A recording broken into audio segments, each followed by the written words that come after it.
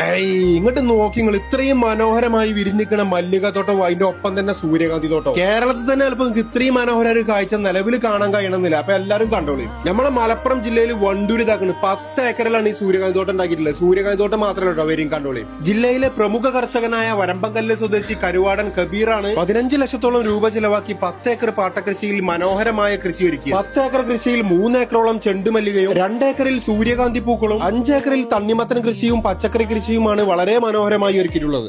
തണ്ണിമത്തനൊക്കെ കണ്ടോളി. രാസവളങ്ങളൊന്നും ചേർക്കാത്ത നമ്മുടെ നാട്ടിലുണ്ടായ ഒറിജിനൽ വത്തക്ക. അത് 3 കളറിലുണ്ടോ, ചോപ്പ്, ഓറഞ്ച്, മഞ്ഞ 3 കളറിലുള്ള വത്തക്ക കൃഷിയാണ്. ഇതിന്റെ കൂടെ തന്നെ കക്കരി, ചീര, കിയാർ തുടങ്ങിയ പച്ചക്കറികളും ഉണ്ടോ. തണ്ണിമത്തനും പച്ചക്കറികളൊക്കെ ആവശ്യക്കാർക്ക് നല്ല ഫ്രഷ് സാധനം ഇവിടുന്ന് വാങ്ങാനും കിട്ടും. ഏതായാലും ഇതൊരു കണ്ടുകൊണ്ട് എടുത്ത് നോക്കാം.